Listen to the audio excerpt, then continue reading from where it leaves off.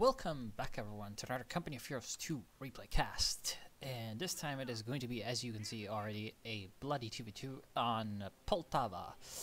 The players are going to be Baron and Katyusha. Yes, Katyusha, not Katyusha. On the Allied side, of course, USF and Soviets versus, on the opposing team, we have Restaurant and Sievers. Restaurant is the person who sent the replay, so thank you very much, grazie. And yeah, basically, map is Poltava. I don't exactly enjoy this map. I've never casted on it. It's got like a random field point with a lot of heavy cover on the right side. Another lovely VP in the center that's easy to like contest.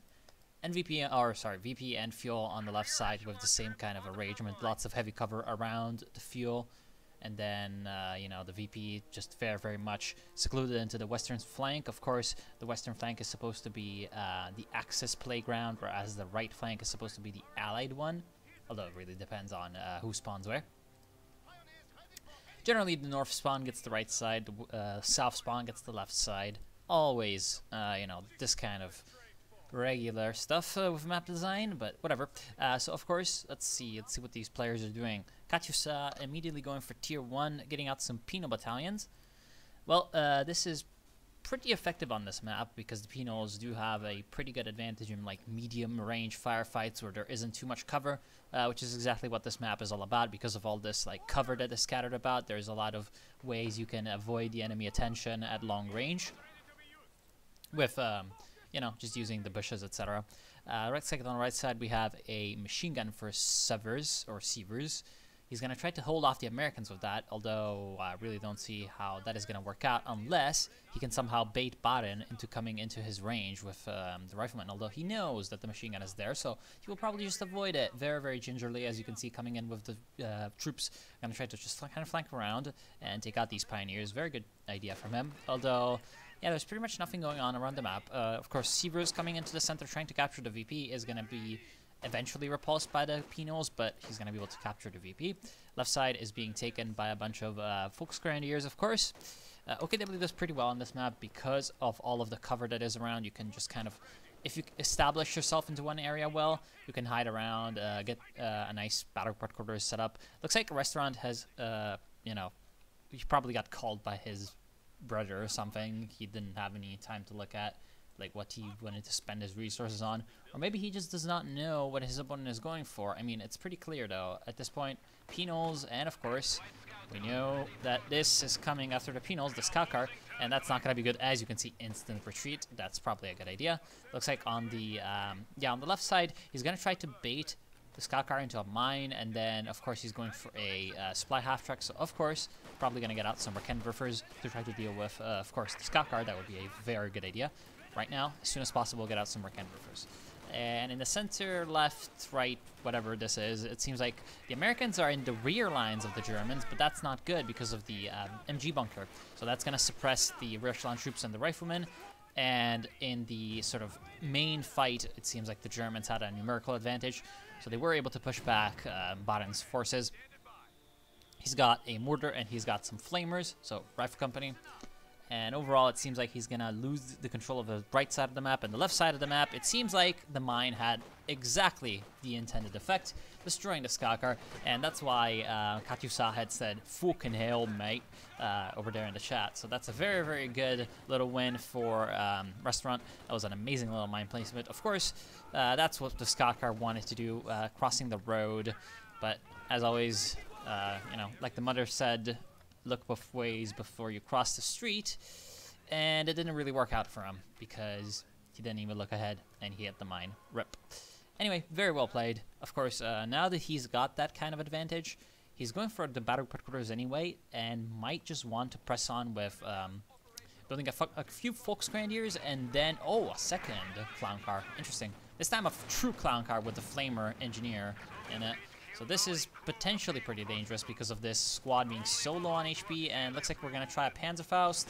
Yes, the Panzerfaust does manage to connect, but will they be murdered as they retreat? Most likely, considering that there's a full rifleman squad right over here, and they will pass judge, jury, and executioner sentence on these guys. If they chase them down, they might be able to kill them. Wow, that was incredibly lucky for this Volksgrenadier, managing to escape just by the will of the Führer. In the meantime, it looks like these other Volksgrenadiers sneaking into the building that the riflemen had so gingerly abandoned to chase down the injured comrade, and that was not really that good for them. However, here comes the counter. Of course, flames against wooden buildings, quite effective. That goes both ways, though. With the flamethrower, you can force away the Volksgrenadiers, but the Volksgrenadiers were trying to throw a incendiary grenade to force away the Penals. Overall, though, it seems like the Germans were doing pretty well. I mean, they have a triple cap going. They have a pretty good tech lead, it seems. So we have Sievers going for Leichte Mechanized Company and Restaurant at the tier 1. So he's going for some support guns, as I expected. And, ooh, this is not good, though. This scout car is doing a lot of damage to the German sort of cohesiveness around the center. They're getting forced back, their units one by one. However, we're getting the counter right now, which is the Flame Half-Track. Flame Half-Track, which is going to be able to basically deal with all of the Allied infantry before the scout car can deal with all of the German infantry. Especially considering that it seems like, ooh, shock troops. So Katyusha with Terror Tactics, right? Yeah, Terror Tactics. He's going very, very heavily on that anti-infantry. And Baden, of course, with Rifle Company doing pretty much the same. Has he upgraded anything? Yes, he's gone for the Captain. So there's a bit of a glimmer of hope for the Allies. If they can get out the Steward quickly enough, which is going to be a little bit harder than, you know, maybe normal because they haven't had the field point on the right side for a while. But yeah, if they can get out that Steward, then it's going to be okay for them. Otherwise, they're going to be pretty much in trouble because Katyusha does not have any teching. Whereas the Germans, they do have tier 1. They could go for the Flak Half-Track. Yes, they are going for that. And they have the tier 2 for the Wehrmacht. So they're going for the 222 and the lovely Flame Half-Track, most likely. Yes, it is a Flame Half-Track. And actually, the 222 gets cancelled in favor of an anti-tank gun. Probably a smart choice, actually, now that I think about it. Because what is that 222 going to give him that he really does not have in terms of capabilities? Well, it would be decent against enemy light vehicles to chase them down, etc., etc. But it wouldn't be that great against the enemy infantry. And really, it is the enemy infantry that's providing problems, not light vehicles. So right now, what he needs is either more anti-infantry, which he gets with the Flame Half-Track, or more anti-vehicle for later on, which is the Pack. It's going to be both useful against light vehicles and against tanks later on in the phases of the game. That's a pretty good choice. However, yeah, lots of good infantry engagements for the Allies. They're basically wiping out a lot of German squads, which is very, very good, of course. And on the left-hand side, we see that Restaurant is still kind of struggling to keep his left side of the map because of this annoying-ass scout car. But now he does have 2 support guns. I'm not sure what he's going to try to do with them. They're going to be definitely quite useful against the enemy troops that are advancing. But hey, with these shocks, I'm pretty sure that Katyusha is going to be able to easily push away Restaurant. And yeah, we see that in action right now. We see the Panzerfaust going through on that guy. Is that going to be enough to save the squad? Most likely.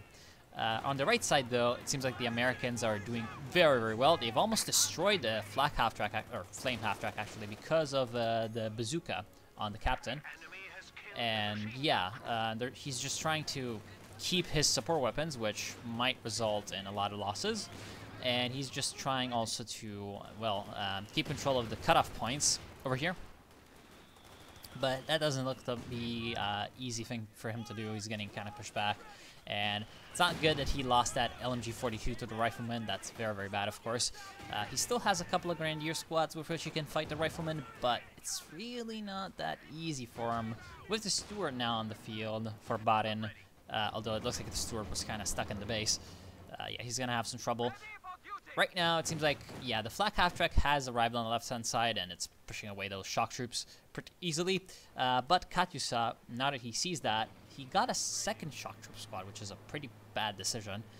But he does have enough fuel to go with basically any upgrade he wants for his, you know, buildings. So I wonder what he's going to try to do.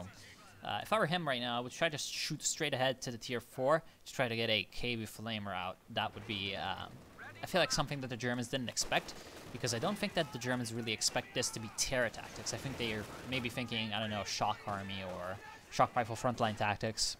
Some of the more usual picks with shock troops. But, oh, this is not good, but the...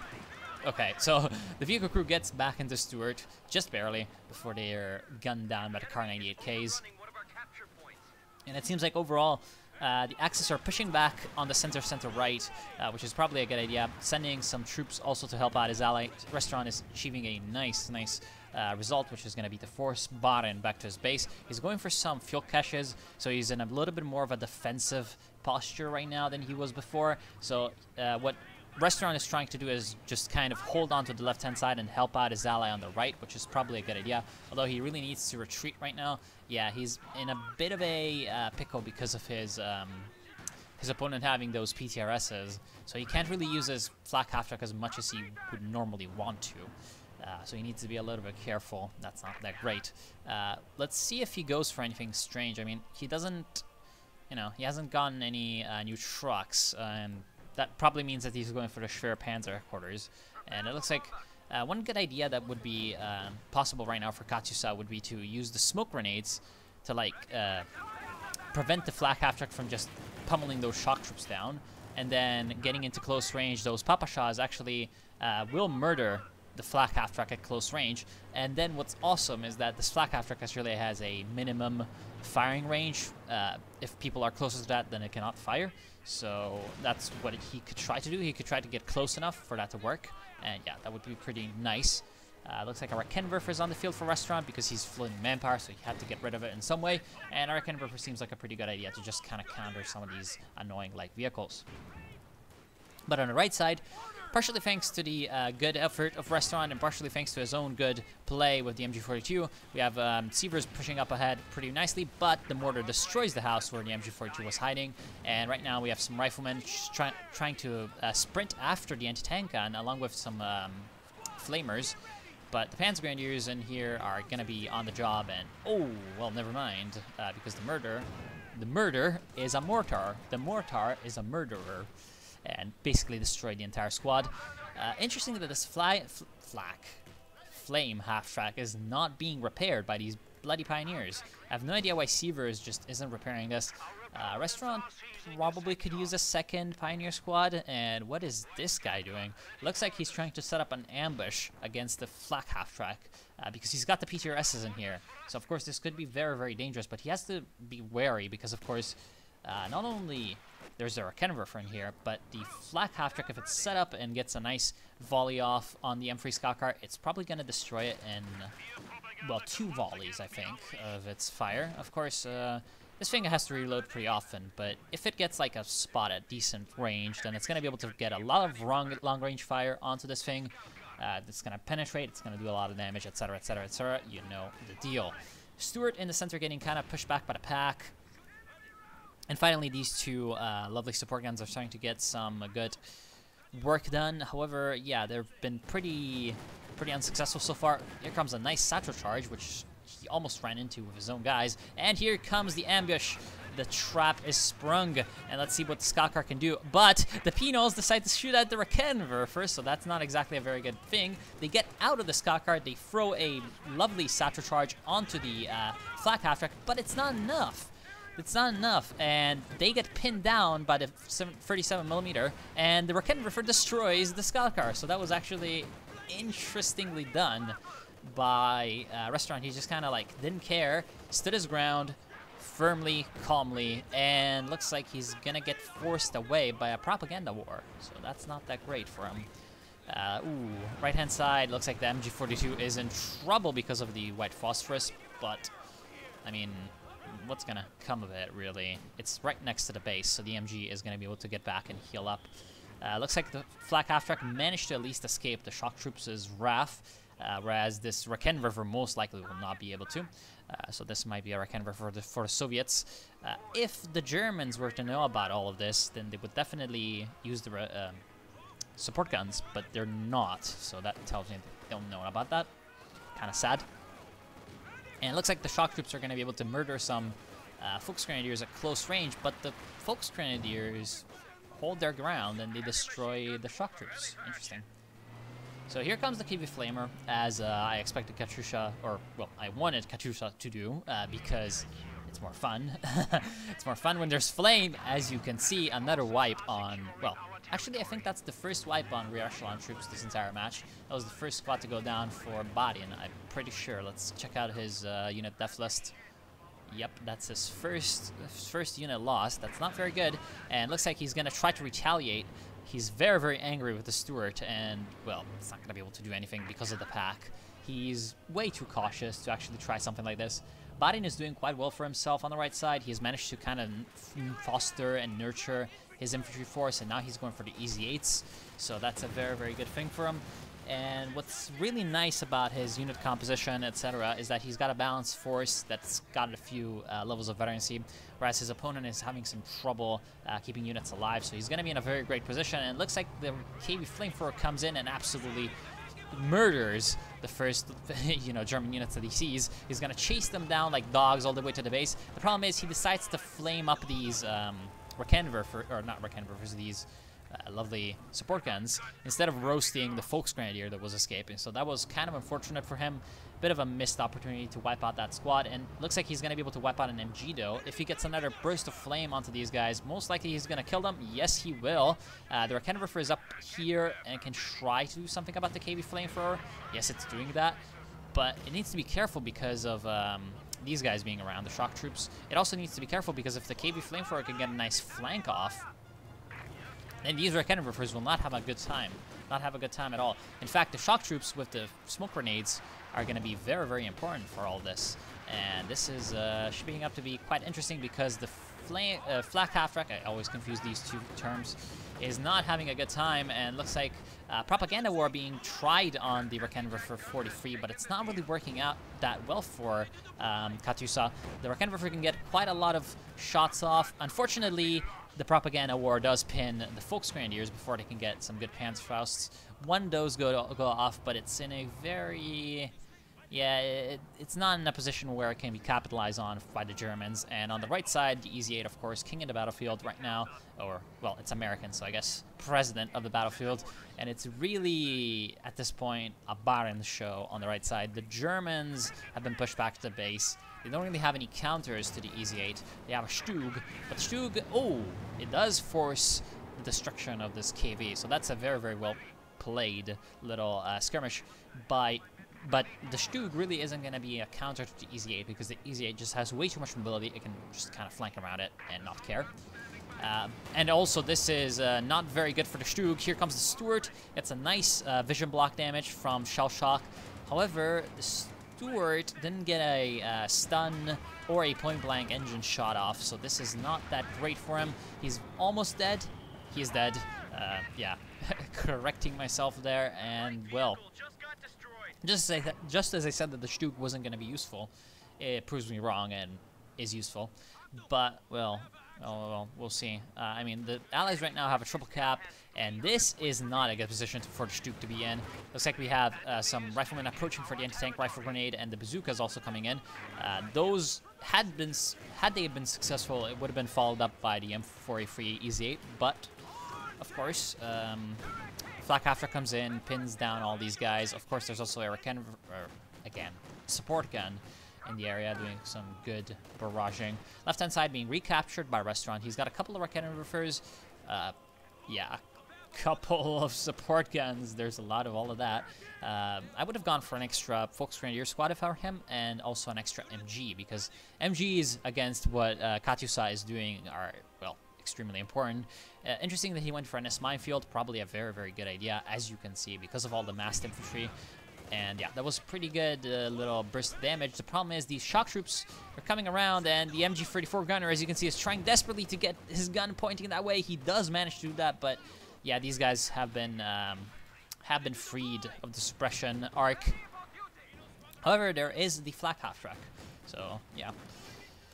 Guess the flak half-track is gonna allow that to survive, and yeah, at this point, what basically the Restaurant needs to do is kind of hold off against Katyusha for a while, because he knows that he wasted quite a lot of resources on that KV-8, but he's gonna come back with something very, very soon, and he wants to basically just hold on to his side and then help out Sievers in the middle, because at this point, the Germans really need to just kind of hold on to their VPs and try to not lose due to that, and then use their late game to their advantage. Of course, the Restaurant does have fortifications doctrine, so later on he really start to spam up those LEFH artillery guns, the Pak 43s, etc., to deal with enemy armor. Sievers does have Lightning War. Jaeger infantry would not be a very good idea right now, and the Jaeger armor, so he's basically got the late game options with the Tiger and the Elephant. Whereas the enemies, well, clearly one of them has gone for Rifle Company, so Easy 8s is, you know, gonna be the name of the game. Easy 8s are fine, but whenever Tigers start rolling around with the support of Stugs and perhaps Panzer IVs, things are not going to be looking all that great for Baden. Of course, because he's also really lacking in anti-tank guns. That's really the only weakness of his force composition. He does not have any anti-tank guns. And Katyusha, well, he does not have tier 2, so also he's going to be lacking anti-tank guns. However, it seems like the Stug is going to be wasted because of, well, him getting himself flanked by trying to flank an Easy 8. That's not very good. We have a couple of Rakenwerfers trying to position for the restaurant, and apparently Easy 8 did not chase through the Stug. So the Stug is going to get back to base, heal up, and just be fine. On the left-hand side, we have a little bit of a, yeah, SimCity building up for lovely restaurant, and he's going to have, of course, his MGs layered up with the Flak Half-Track and the Schwerpanzer headquarters and the Rakenwerfers, so there's quite a lot of stuff. However, nothing's really protecting the VP, so there's nothing really stopping those shock troops from capturing that VP for, you know, for freedom. So, of course, there's going to be a triple cap right now for the Allies. The Germans are down to 260, so that's not very good. Let's see if they can win this engagement in the center. They should be able to. And if this mortar is forced away, and of course if the Easy 8s can't really do too much because of all of the anti-tank guns, then we're going to have the German domination over the center reestablished. And perhaps they can send up some troops and harass the right side. Perhaps they can, of course, reestablish control over the left, which should be doable considering all of these German troops that are streaming over there. And yeah, so this is... Wait, why aren't they... Oh no, they are. Okay, so I was thinking, why aren't the Rakenwerfers pushing up? They are. Why aren't the AT guns pushing up? They kind of are. The AT guns, for some reason, just aren't getting into position. I can understand Rakenwerfers because the Rakenwerfers are under the control of the restaurant, so he's not really like paying that much attention to the center because that's not kind of his fight. But these, you know, packs, they should have definitely been brought up. The guy definitely had his attention focused on the center. Looks like on the left-hand side, we have these guys trying to approach the VP, and, well, that was not a good idea. They might be able to actually draw in the shock troops, though. Who knows? They seem to be pretty smart, though. They know what's waiting for them. Actually, do the Allies know about the Schwerpanzer quarters? No, they don't. So that's going to be an interesting surprise for them. Probably soon enough, but yeah, it doesn't seem like the Allies really care all that much. They're pushing through the center. Where are the 5 AT guns? The 2 packs and 3 Rakenwerfers, they're kind of in a bad position to really fight these Easy 8s, which has really been a recurring theme of all these fights in the center. Despite the fact that it's a very relatively narrow front, for some reason these AT guns from the German side really haven't been giving these Easy 8s enough of a hard time.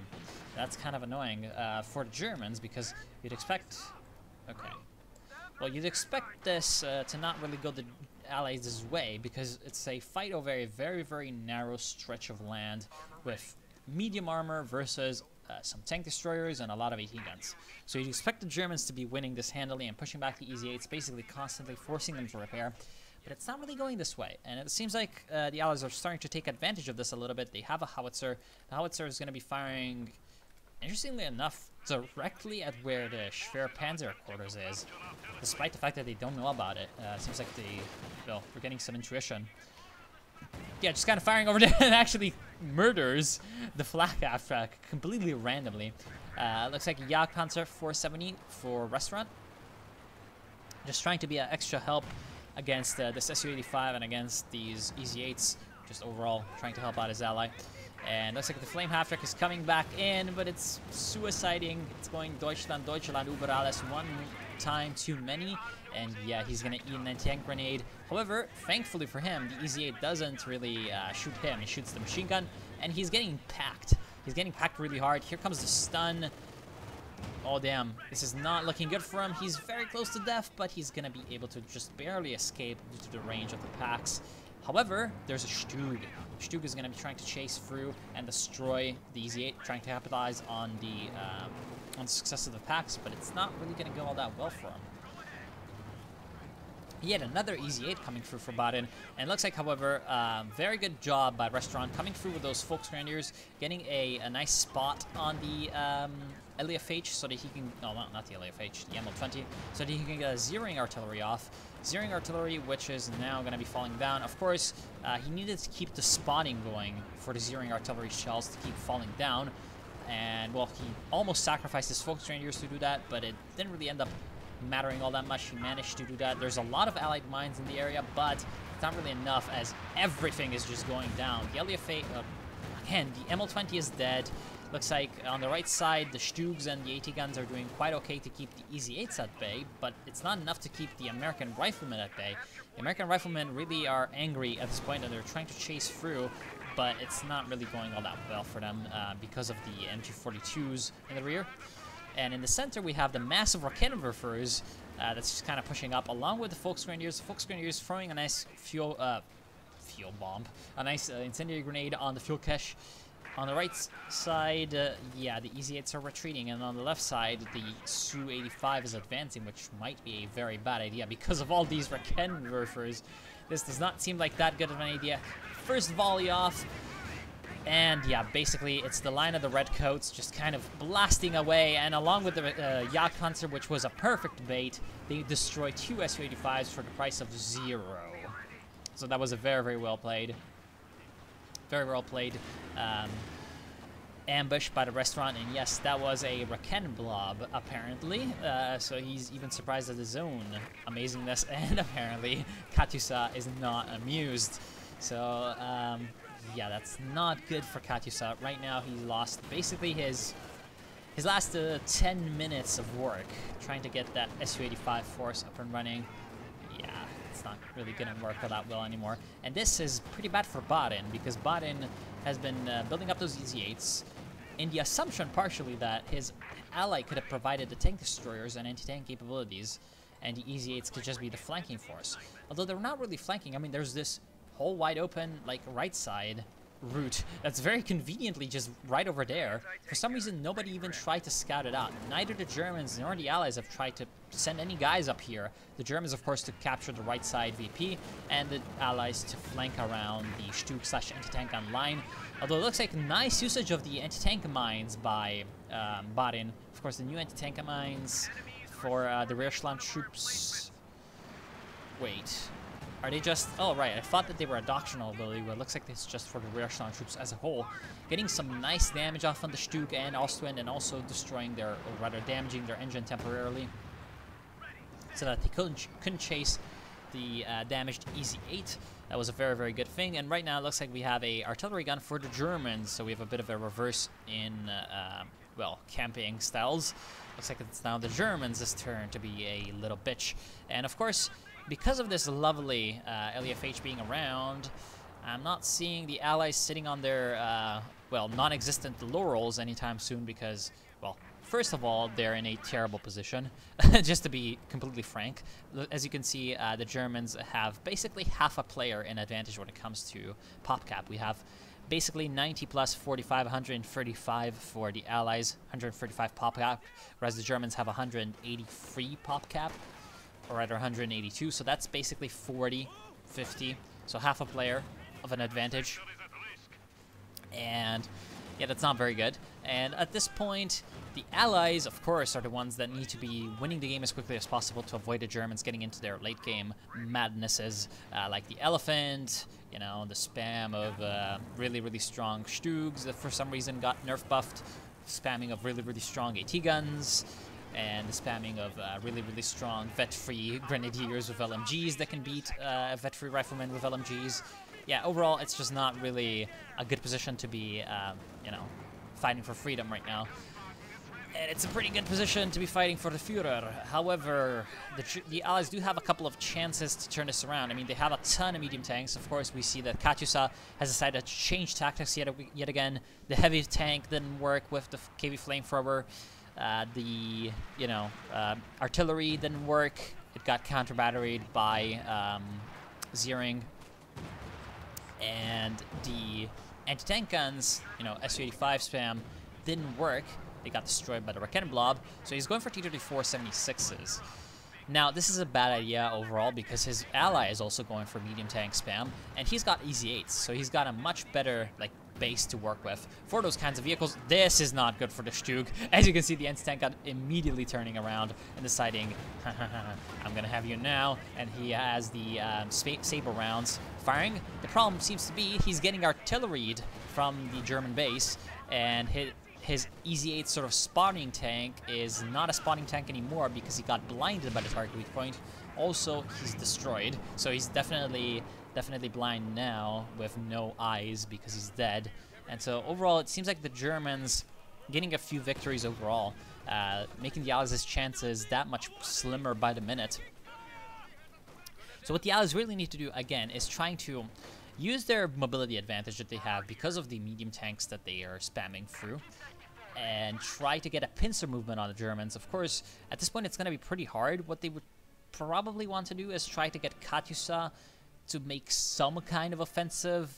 I would say along this kind of a route, like over here, using rather these houses as cover or partial cover, trying to hide his tanks as much as possible, and then get his ally to come through from the rear like this, because as you can see, like, there's really no way the Germans can know what is going on over here, and these Easy 8s seem to have kind of found out what's going on, because they have discovered a little bit of an annoying harassment dude, Panzergrenadier. So now the Allies are like, ooh, the right side exists. And if we look at the Germans' fog of war, as you can see, oh well, that guy's there. But if that guy wasn't there, oh look, they cannot see what's here. They can only see a little tiny area. Wait a second. Oh, that's because of the Stug. But they would be able to only see a tiny area around the flag. So the Allies could just kind of not blob moving, but like kind of sneak microing their tanks one by one, single file through this extreme right side. They could avoid detection by the Germans until it's basically too late. They could destroy a lot of German Stugs and equipment, but looks like they're just going to continue trying to frontally advance into a wall of packs, Raketenwerfers, Ostwinds, German infantry, a whole bunch of nasty things. Although, nice bombing strike is going to destroy at least one of the packs. That's still not the best usage of 200 munitions, but hey, whatever. Anything can help. And yeah, it looks like the answer for Baden was a Jackson. I'm not quite sure about that. I mean, the Jackson is going to be very vulnerable to the Stugs, very, very vulnerable to the anti-tank guns as well. Although, with the new extreme buffs to the Jackson, well, it's going to be better against the Stugs than it used to be. And there goes a Rifleman squad. So, all of this is not looking good for the Allies. We have another attempt at the Jackson. So, we're going to have 2 Jacksons and 2 Easy 8s, plus the 2 T-34-76s against all of the German, like, entrenchments, anti-tank guns, tank destroyers. This just does not look good for the Allies. The Allies are down to 266 points, which is better than the Germans at 117. But the Germans basically have superior defensive emplacements. They have superior late game perspectives, superior late game, I don't know, aspirations. Repair my fucking tanks, you know.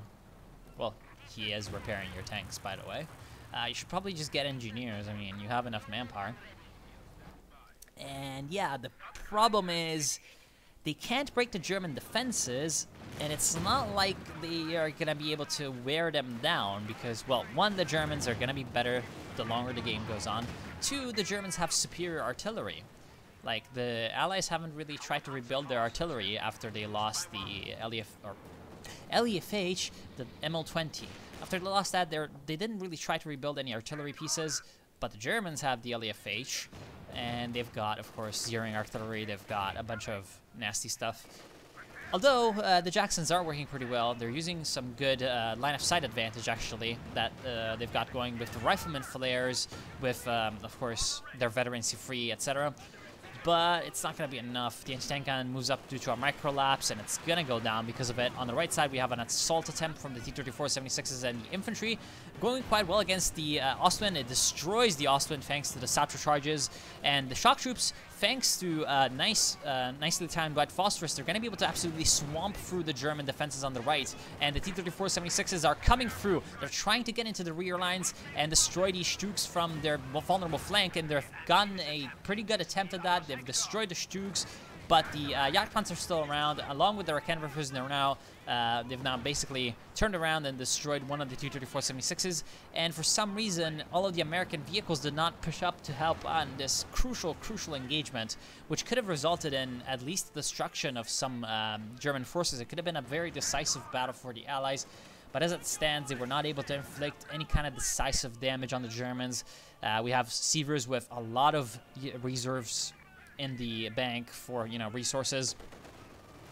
Restaurant also with that, and he's basically not lost any important units either. He can just kind of replenish what he's got. He's got 93 pop cap. His friend does not really have a lot of pop cap, but again, he can go for the elephant. He can go with replacing a lot of his dead Stuks, etc., etc. And the opponents, well, they've also lost a lot of stuff. They're trying to rebuild, of course. We have Katyusha going for a couple more T-34-76s, and Baden still has his force, but really, that would have been a very, very important, essentially, chance for the Allies to come in and get a nice decisive push on the Germans, because they were basically caught out of position by the white phosphorus combined with the flank from the Allies. As you can see, one tiny flank. It wasn't even a full flank from just the rear as I had envisioned it. It was just a flank from this road, while the Germans were slightly unprepared for it because the Ostwind and the Stug had died over here. And it worked pretty well. I mean, hadn't it been for the fact that the Easy-8s didn't really attack, this could have gone a lot worse for him. And looks like the Raketenblob is taking advantage of the trees, destroying the Easy-8. And, well, this is not going to go down that well. We have the T-34-76s trying to help in this fight, but it's not going to be enough. I mean, the T-34s are in the line of fire of a lot of AT guns. The AT guns are getting propaganda ward, but not all of them can be. And yeah, one of the T-34s goes down. The other one is in deep trouble because of the Elephant and the Jagdpanzer IV being in the area. Overall, the American and Allied infantry can get the VP cap, but there's going to be a lot of German stuff that's in the area ready to recapture it. Of course, the Elephant is also now in place, and it's going to be able to fire and destroy a lot of these vehicles. A Jackson already goes down due to the long-range firepower of these German tank destroyers, just death-starring down all of these Allied vehicles. No mercy shown, no mercy expected, of course. And as you can see, with the help of the Raketenwerfers, another T-34 goes down. The shock troops are trying to chase through, but the MG42 is covering the flank of the Elephant. Very well done. There's another attempt on the left side with, of course, the Easy-8 trying to get into the cap somehow, but it's not really going to work because of the Raketenwerfer. In the right side, another T-34 is going to try to prevent the Germans from recapturing the right side and harassing it down.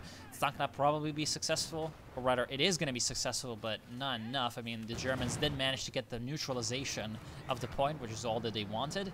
And in the center, they're going to be able to recapture it due to, well, these Volksgrenadiers and the LDFHs, which now have the smoke barrage, so they can use the smoke to avoid getting, in any kind of way, attacked by the Allies as they're capping. Also, the Elephant positioning itself into an interesting position to try to, I'm guessing he's predicting an attack on the left side by the Allies, although he's immediately changing his mind, so not really the best prediction, it seems. And yeah, the right side is going to be kind of invaded by this T-34, but hey, the Allies are going to be recapturing the right side, but the center is going to fall to the Germans again, so I really don't see how this is going to change anything for the Germans, and I'm guessing this is just going to be the end result. Another Easy-8 coming through for Baden, but it's not going to be enough. I mean, he did kind of commit a mistake, I think, when he went on those Jacksons, because really, what did he expect? I mean, his opponents had a lot of Stugs, they had a lot of tank destroyers, etc., etc. So what would have been smart for him was to go with more medium tanks and trying to use them to kind of flank around, whereas he went for tank destroyers, which, of course, yeah, Jackson's got buffed, they're amazing now, but the German tank destroyers at long range, utilizing their better accuracy, their better armor, are just always going to be superior in a slug-on at long range, because these guys can just kind of pop in, shoot, try to run away. They're pretty fast, etc., etc. The Jackson's also decently fast, but it's a bigger target than what the German tank destroyers offer, because actually these flat-topped tank destroyers without, turrets actually have a lower target profile. That means that shells are more likely to actually miss these guys, so it's harder to hit them than, of course, something like the Jackson, which is a pretty big target. And yeah, that's not very good for the chances of the Jacksons in a long-range shootout with German tank destroyers. And yeah, that's basically about it. Whereas it's really not a problem if the EZ8s are flanking, but of course I realize that this is a pretty narrow-fronted map. It's more of a, like, I guess you could say rectangular, but I don't know, it's a long map rather than a wide map. So there really aren't quite a lot of opportunities for flanking. There's also a few incidents of like laning. So there's a lane over here, another lane over here, another lane over here, another lane over here, and then, well, this, yeah, kind of another lane over here. So you have 2 extreme flanking lanes and 3 main, like, slugfest lanes where the fight is going to be playing out. So this is really a big disadvantage for the Allies, of course. The major disadvantage, or rather mistake also that they made, was ignoring the artillery. I mean, Katyusha went for that ML20, but then lost it because he put it way, way too close to the front line, and then just kind of ignored artillery after that, whereas he probably should have gone for some Katyushas, and Baden maybe should have considered tactical support because, well, I mean, no, he went rifle company a little bit too early to consider that, yeah. So perhaps Baden can be excused for not having any artillery because it's not like he had a choice. But Katyusha, I mean, he should have definitely carried the day with his artillery because the Germans were able to just kind of hunker down, get a bunch of Raketenwerfers, get a bunch of packs, get a bunch of MGs, get a bunch of tank destroyers, use their buildings.